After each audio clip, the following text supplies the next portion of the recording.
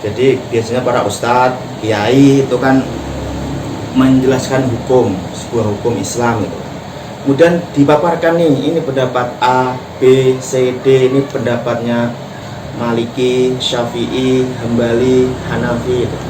Terus jamaah bertanya, yang kuat yang mana gitu kan, yang rojih yang mana, itu pertanyaan. Ini akan kita bahas ya. Kita boleh nggak merojihkan pendapat madhab gitu kan, boleh nggak gitu. Bismillahirrahmanirrahim. Assalamualaikum warahmatullahi wabarakatuh. Halo seluruh semua, kembali lagi bersama saya di buku Nabi Tidak Melakukan Berarti Haram. Sekarang di halaman 99 kalau sedulur punya bukunya. Judulnya adalah bukan mujtahid kok mentarjih gitu. Langsung saja lor ya, ini ada prolog tuh. Jadi ada sebuah pernyataan nih. Jadi pendapat mana yang lebih kuat? Jadi mana pendapat yang rojih atau kuat gitu. Biasanya ini pertanyaan-pertanyaan yang sering muncul ketika seseorang mendengar pemaparan pendapat dari para mazhab fikih yang ada tentang suatu masalah. Dan pendapat mereka sepertinya berselisih gitu kan. Atau ada juga yang lebih berani, kok nggak ditarjih, jadi yang kuat mana nih gitu. Jadi biasanya para ustadz, kiai itu kan menjelaskan hukum, sebuah hukum Islam itu.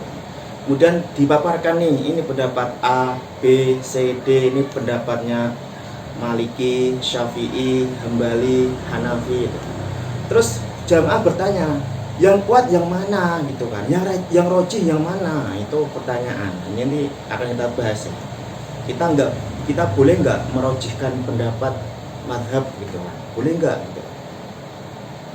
Ini juga yang pernah bahkan sering dialami oleh penulis buku ini ketika memberikan penjelasan pendapat masing-masing mazhab fikih tentang suatu masalah yang memang tidak lepas dari perbedaan pendapat. Penanya seakan memaksa untuk ada tarjih dan tidak puas dengan apa yang dijelaskan oleh para imam madhab yang memang punya kapasitas untuk itu. Kalau pertanyaan mana yang rojih dan kuat, tentu jawabannya adalah semuanya rojih dan kuat menurut madhab masing-masing gitu.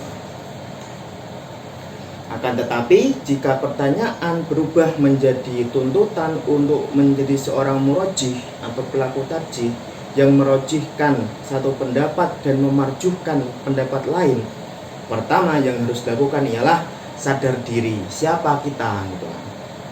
Tarjih itu kan proses pemindaian beberapa pendapat dan mengeluarkan pendapat yang terkuat di antara lainnya, lalu mengamalkan pendapat yang telah dinilai tersebut. Yang tidak rojih atau kuat berarti itu marjuh atau tidak kuat gitu. Loh, siapa kita berani mengatakan pendapat imam mazhab itu tidak kuat?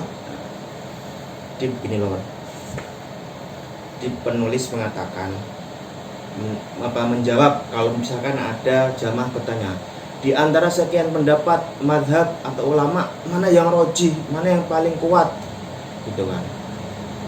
Penulis mengatakan, menjawab, semuanya rojih dan kuat, semuanya kuat, nggak ada yang lemah menurut mazhab masing-masing.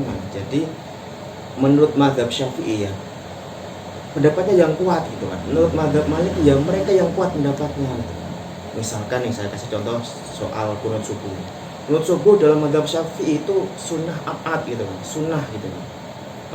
Kalau ditinggalkan maka harus sujud sahwi gitu. Berbeda dengan mazhab lain, misalkan Maliki, Hanafi, Hambali, itu ada yang mengatakan bid'ah, ada yang mengatakan ghairu masyru' dan sebagainya gitu kan. Ya monggo silakan. Terus pertanyaannya, yang kuat yang mana gitu kan. Kita sebagai orang awam bertanya, yang kuat yang mana? Syafi'ikah, Hambalikah, Hanafikah, Malikikah? Jawabannya adalah semuanya kuat, nggak ada yang lemah. Tentu menurut mazhab masing-masing.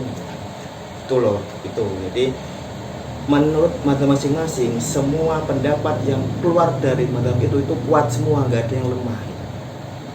Jadi kalau kita mau merojihkan, kita siapa? Kita nih ulama bukan, kita punya kapasitas enggak gitu loh. kok seenak sendiri merojihkan pendapat ulama itu. Jadi ada pendapat roji, ada pendapat marju. Roji itu kuat, marju itu lemah.